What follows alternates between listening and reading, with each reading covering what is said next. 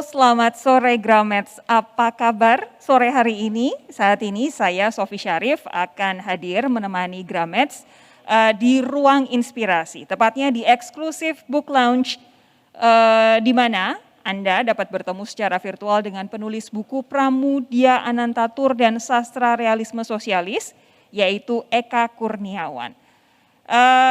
Saat ini buku berjudul Pramudia Anantatur dan Sastra Realisme Sosialis ini sudah masuk ke cetakan yang kedua. Sebelum kita bahas bukunya, saya akan menyapa dulu Mas Eka Kurniawan. Halo Mas Eka Kurniawan, apa kabar? Halo, baik. Kok saya nggak bisa lihat siapa-siapa ya? Oh, nggak bisa lihat siapa-siapa? Iya. Oke. Sekarang lihat. Sekarang udah bisa. Sehat ya Mas ya? Sehat. Baik, sebelum kita ngobrol saya mau ngasih sedikit pembahasan. Sebenarnya Eka Kurniawan itu siapa? Sebenarnya saya yakin Gramets pasti udah kenal siapa Mas Eka, tapi nggak ada salahnya saya cerita sedikit soal profil Mas Eka ini. Eka Kurniawan ini adalah seorang sastrawan Indonesia yang lahir di Tasikmalaya, Jawa Barat pada tanggal 28 November 1975. Eka Kurniawan mengawali karir sebagai seorang penulis pada tahun 1999 silam setelah skripsinya yang ini nih, berjudul Pramudia Anantatur dan Sastra Realisme Sosialis diterbitkan oleh Gramedia Pustaka Utama. Kemudian ia membuat karya fiksi pertama yang berisi kumpulan cerita pendek. Debut novel pertama yang berjudul Cinta Itu Luka terbit tahun 2002 juga langsung mencuri perhatian dari para pembaca. Baik, Mas Eka, ini kan kita saat ini ngobrolin tentang buku Mas Eka yang ini, Pramudia Anantatur dan Sastra Realisme Sosialis. Saya mau tanya dulu dong Mas Eka, ini kan baru saja dirilis ulang. Apa yang mau Mas Eka sampaikan sih sebenarnya di buku ini, Mas?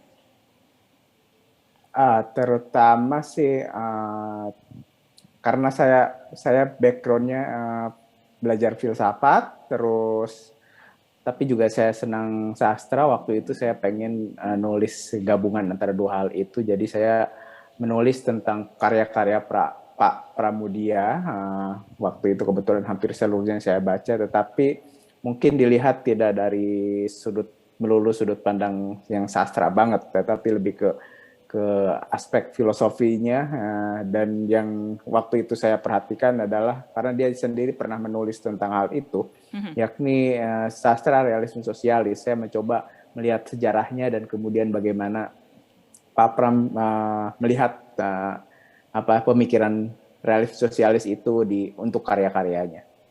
Oke, tapi ini kan skripsinya Mas Eka ya, waktu dulu kuliah. Kenapa subjek yang diambil adalah Pramudia Anantatur dan kenapa angle-nya adalah soal sastra realisme sosialisnya? Pertama sih sebenarnya kalau cerita zaman itu ya, zaman waktu saya kuliah, saya mau nulis skripsi, waktu itu sebetulnya nggak terlalu kepikiran mau nulis tentang Pak Pram juga sih. Waktu itu saya malah ngebayanginnya agak aneh-aneh. Saya pengen nulis tentang extraterrestrial, alien, karena saya suka nonton film-film science fiction, baca novel science fiction gitu. Tapi pada saat yang sama itu seorang teman meminjami saya buku Bumi Manusia. Kemudian saya baca, dan karena saya suka saya baca lagi yang lain saya pinjam, hampir semuanya saya pinjam buku-buku Pramudia, karena tahun 96-97 buku-buku dia kan nggak ada, dilarang. Susah dan dicari ya, betul? Tidak cuma susah dan dilarang. Dilarang, oke. Jadi memang nggak ada juga di toko buku. Jadi saya cuma pinjam fotokopian macam-macam dan akhirnya saya baca. Itu dalam waktu kurang lebih 1 tahun saya hampir baca semua yang ada deh gitu, yang bisa terjangkau. Dan waktu akhirnya saya memutuskan untuk skripsi di akhir kuliah saya pikir ya ada aspek pertama, kekaguman saya kepada Pramudia, saya suka karya-karyanya dan menginspirasi saya. Kedua juga mungkin ada aspek yang rada-rada pragmatis, karena saya pikir saya sudah membaca karyanya sebagian besar, ya udah tidak perlu repot-repot lagi, apa yang saya bayangkan sudah ada. Dan pada saat yang sama, karena saya kuliah filsafat, saya juga waktu itu memang lagi belajar tentang filosofi seni realisme sosialis yang waktu itu saya kebetulan baca buku realisme sosialis dari George Lukács, apa namanya, dia seorang filsuf dari Hungaria yang ya di buku itu juga ada bahasanya karena pemikiran George Lukács itu bagian dari sejarah realisme sosialis di dunia gitu, dari awalnya sampai ke belakang-belakang gitu. Oke, jadi itulah kenapa akhirnya dipilih Pramudia Anantatur dan angle-nya spesifik soal sastra realisme sosialisnya ini ya. Tapi kalau kita lihat sejauh ini, karena ini adalah skripsi Mas Eka, dan dari penjelasan Mas Eka tadi, karena Anda begitu fascinated dengan tulisan Pramudia Anantatur, saya bayangkan pasti ada pengaruh dari sastra-sastranya Pram terhadap tulisannya Mas Eka. Apa sih sebenarnya pengaruh dari tulisan-tulisan Pramudia Anantatur pada tulisan-tulisannya Mas Eka Kurniawan? Ya yang paling menonjol sih saya lihat, maaf ya kayaknya ini agak bocor suara penjual bakpao. It's okay Mas, nggak terlalu kelihatan. Oh sorry, nggak terlalu kedengeran. Yang paling menonjol yang saya suka dari karya-karya Pram, karena barangkali saya pikir ini memang ada hubungannya dengan filsafat seni dia yang dia pernah sebut juga, yakni dia melihat bahwa karya sastra, terutama kalau dia novel atau cerita pendek, tidak hanya bicara soal individu, tetapi bagaimana individu dengan hubungannya dengan masyarakat, dengan aspek sosial di sekelilingnya, baik itu masyarakat lingkungan terkecilnya maupun yang besar seperti negara, seperti bangsa, atau bahkan konteksnya secara lebih global. Buat saya itu yang sangat menginspirasi saya, bagaimana, karena kalau kita lihat, kalau kita membaca novel, memang ada kecenderungan dalam sejarah sastra di mana ada novel-novel atau penulis-penulis yang sangat intens dan fokus terhadap konflik-konflik individual, tapi juga ada novel-novel atau karya sastra yang juga fokus terhadap aspek-aspek sosial masyarakat. Dan buat saya menggabungkan dua-dua itu sah saja, tentu saja gitu, tetapi menggabungkan keduanya dalam satu bentuk karya buat saya lebih menarik gitu. Karena seperti kita tahu kalau misalkan baca karya-karya apa, kita bisa melihat aspek-aspek individunya juga muncul gitu. Meskipun kalau saya lihat tentu saja aspek sosial, aspek hubungan-hubungan, kalau kita masa kini mungkin akan sebutnya struktur gitu, lebih menonjol dalam karya-karya Pram. Oke, saya sih ini karena saya baca buku Mas Eka memang belum semua, tapi beberapa ada gaya bahasa yang membuat saya kemudian jadi teringat pembukaan introduksi di buku yang Pramudia Anantatur ini. Mas Eka bilang cerita-cerita yang ia tulis, maksudnya Pram, tidak menampakkan tradisi jenaka dan sarkastik sebagaimana Idrus, Balfas, dan Asrul Sani, melainkan justru lurus, serius, dan dengan gaya naratif dramatis. Itu juga berpengaruh nggak ke tulisannya Mas Eka? Yang kalau saya boleh mengambil kesimpulan juga kadang-kadang dramatis, lurusnya itu juga ada, Mas. Berpengaruh, tetapi juga dalam konteks yang agak sebaliknya. Saya sering mengatakan salah satu kritik saya terhadap Pram ya aspek itu gitu. Kalau saya menulis, memang tentu saja saya mengambil gaya-gaya dramatik, gaya-gaya seriusnya, tetapi saya dengan sadar mencampurkannya dengan humor, dengan satir, dengan bahkan dalam banyak hal saya juga secara sadar terpengaruh oleh genre sastra populer, di mana ya misalkan aksi atau macam-macam itu sangat kuat. Gitu.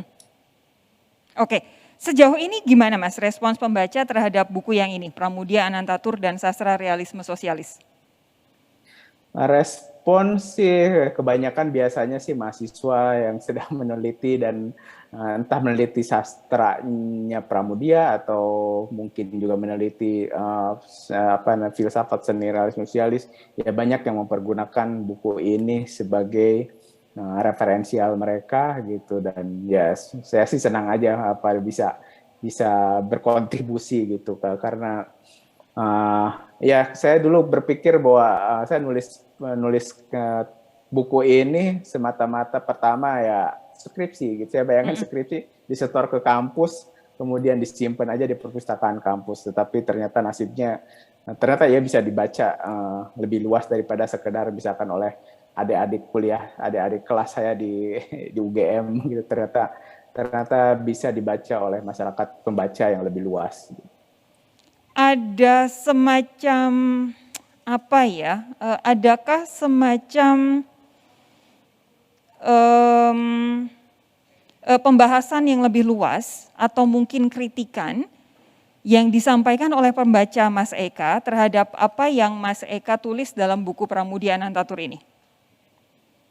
Saya belum tahu ya, kayaknya belum pernah ketemu Belum yang pernah ya, oke. membahasnya lebih luas, karena saya kira sih mungkin juga iklim kritik di Indonesia belum begitu berkembang, karena bahkan buku tentang Pramudia sendiri itu tidak terlalu banyak. Saya mungkin nggak terlalu lebih untuk ukuran penulis sebesar Pramudia gitu, saya rasa mungkin sekitar ada 10-11 buku itu masih terlalu sedikit gitu.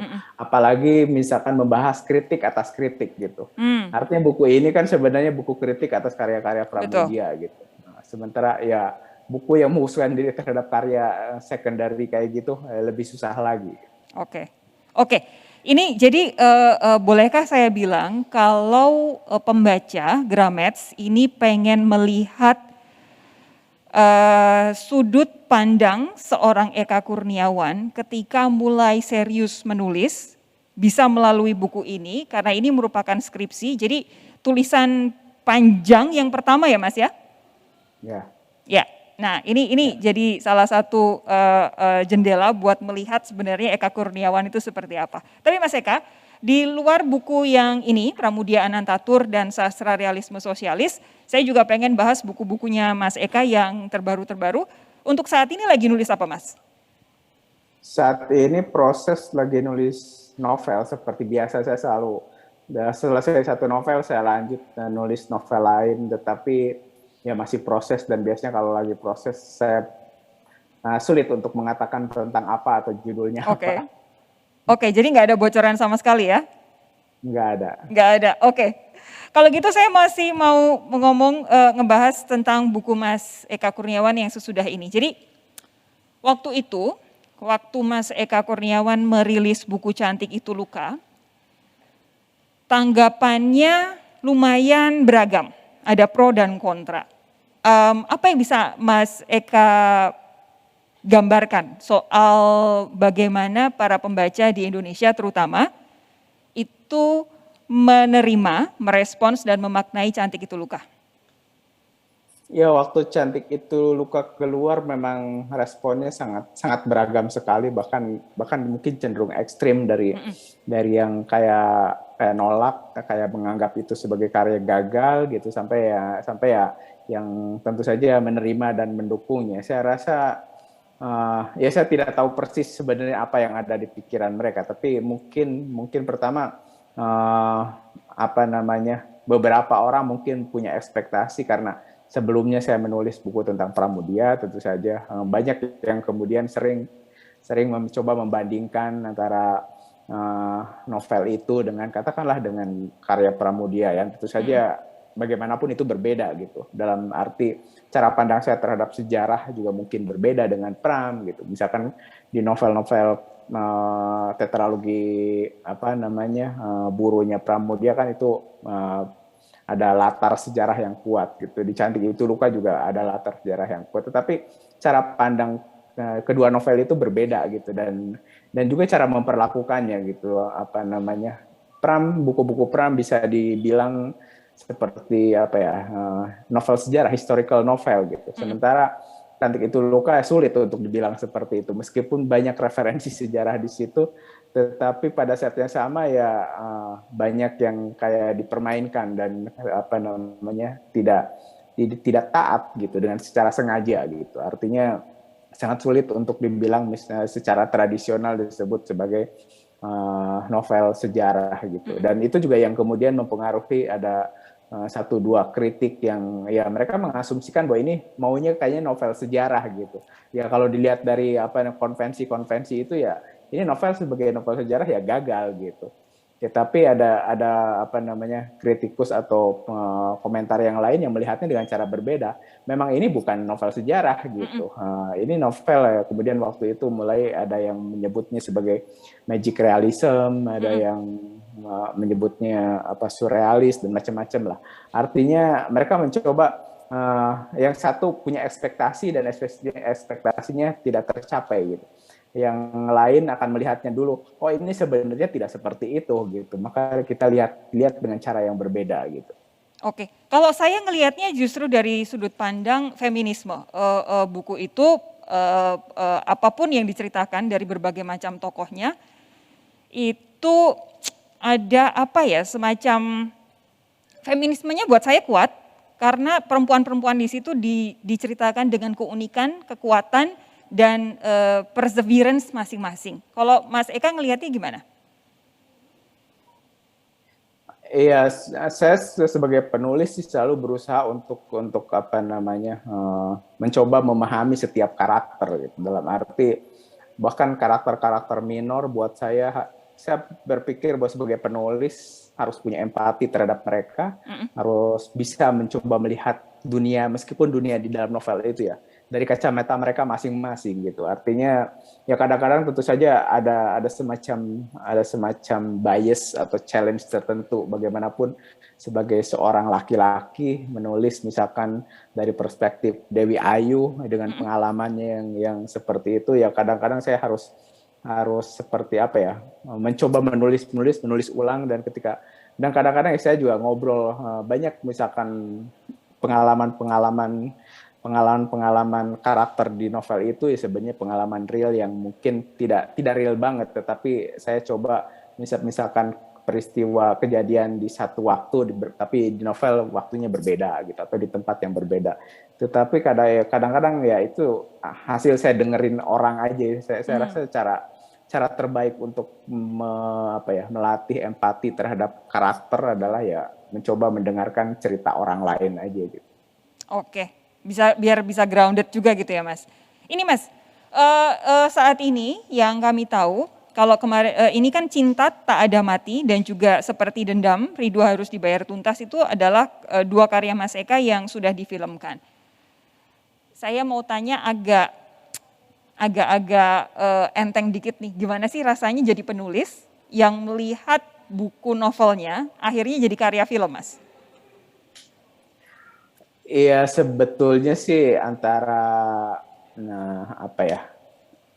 biasa aja, tetapi sekaligus juga ya senang karena dalam arti senangnya saya melihat karya orang lain sebenarnya gitu. Jadi ketika misalkan saya nonton Seperti Dendam Rindu Harus Dibayar Tuntas, ya saya kayak nonton filmnya Edwin aja gitu. Dan buat saya itu agak surprise karena saya nonton film Edwin sebelumnya gitu dan itu Seperti Dendam saya kayak melihat sesuatu yang berbeda dari film Edwin sebelumnya meskipun ya tentu saja tanpa sadar saya ikut nyumbang di situ. Tapi ya itu tapi Mas Eka melihat nggak ada Eka Kurniawan di film itu?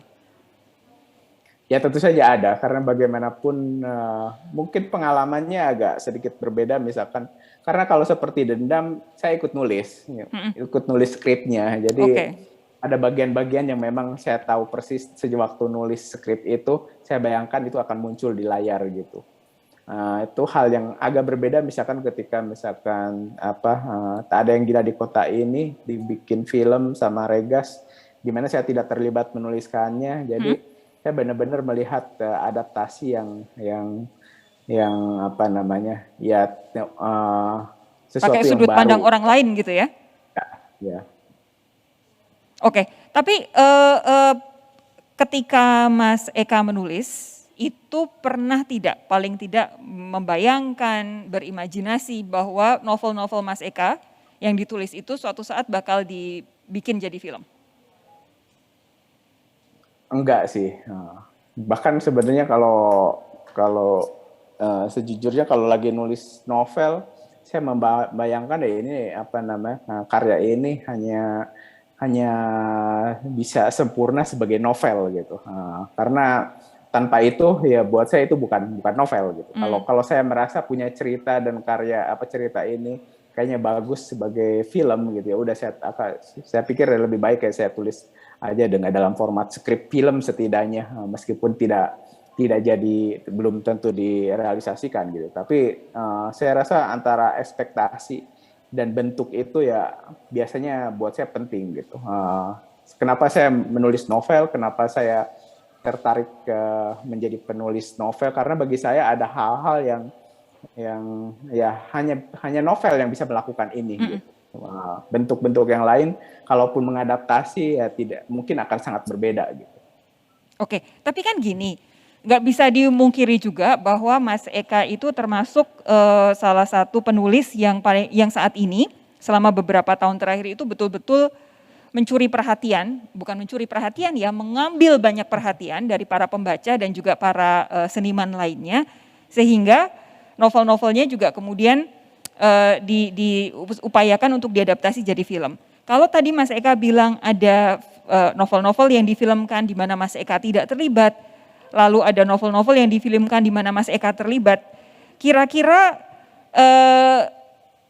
lebih apa ya buat Mas Eka sendiri sebagai penulis lebih nendang yang mana sih? Sebenarnya kalau punya pilihan gitu saya lebih baik tidak terlibat sebetulnya. Tetapi tentu saja kasusnya memang agak berbeda dengan seperti dendam itu. Jadi waktu sebelum kami memutuskan untuk membuat seperti dendam, itu saya sebenarnya lagi nulis dengan Edwin untuk membuat sebuah film yang kita bikin cerita bareng-bareng gitu. Tetapi sebentar. Berarti yang ditulis itu bukan dari novel sama sekali ya, cerita baru ya? Bukan. Ya, Oke, silakan. Cerita baru. Dan ketika kami sedang proses dan agak-agak stuck gitu, kemudian Edwin tiba-tiba propose gimana kalau kami ambil aja seperti dendam, kayaknya ceritanya udah jadi, nggak perlu ngebangun cerita dari awal gitu. Ya kalau soal itu tentu saja saya minta Edwin dan produser Palari untuk bicara dulu dengan agensi saya, dan itu ada tentu saja ada administrasi formal macam-macam yang butuh 2-3 bulan gitu. Tapi ketika akhirnya jadi gitu ya kami kayak nerusin pekerjaan sebelumnya gitu. Ya udah karena kami lagi kerja bareng berdua nulis skrip, kayak dilanjutin aja gitu. Tetapi kalau sejak awal misalkan proses itu nggak ada gitu, ya saya rasa saya lebih senang sih sebenarnya tidak terlibat dalam menulis skrip gitu. Saya sering bilang saya sering bilang kepada teman-teman saya di film gitu, kalau mau ngajak mendingan suruh saya bikin cerita sendiri aja deh gitu. Oke, berarti kalau kemudian nanti ada novel-novel Mas Eka lainnya yang hendak difilmkan oleh para sineas, berarti mending nggak ikut proses produksi atau gimana? Kemungkinan besar nggak ikut. Nggak ya? Iya. Tapi bukan karena kapok kan, Mas? Enggak. Lebih ke ada sih selain urusan bahwa buat saya film itu seharusnya memang merupakan karya si filmmaker gitu. Nah, terus kedua gitu, saya sendiri punya mungkin ya tadi ketertarikan lebih kepada nulis novel gitu. Saya lebih baik kalau punya waktu ya udah mendingan saya nulis novel aja gitu. Saya juga punya ketertarikan ke film ya, kalau saya mau bikin cerita untuk film, saya mending nulis naskah langsung aja deh gitu. Itu yang kedua. Yang ketiga, ini juga sesuatu yang saya rasa penting buat seorang penulis, setidaknya buat saya itu balik lagi ke cerita yang sama itu memang berat sih. Waktu saya dan ya saya sudah ngalaminya dengan seperti dendam. Mungkin istilahnya bukan kapok gitu, tetapi lebih kayak membuktikan apa sih yang sebenarnya sejak awal aku sebenarnya udah ngerti gitu. Karena sebelumnya juga saya banyak bekerja di TV gitu, saya nulis skrip gitu. Saya tahu persis kalau ini nulis novel aja, saya nulis nulis seperti dendam itu sekitar 4 tahun, nulis Cantik Itu Luka 2 tahun, itu waktu yang lama dan sangat secara mental dan fisik itu sangat melelahkan gitu. Ketika selesai terbit, diajak balik lagi ke cerita yang sama, nulis lagi, itu ya itu benar-benar butuh effort sih buat saya. Artinya ya kalau saya boleh milih sih, saya mending ngarang cerita yang baru gitu. Oke, kebayang. Jadi sudah bergumul dan berjibaku dengan novelnya, akhirnya diminta untuk mengadaptasi itu juga. Agak ini ya Mas ya, agak berat juga ya di mental ya. Tapi gini Mas, kalau kemudian ada satu hal yang saya perhatikan dari seperti Dendam, Rindu Harus Dibayar Tuntas.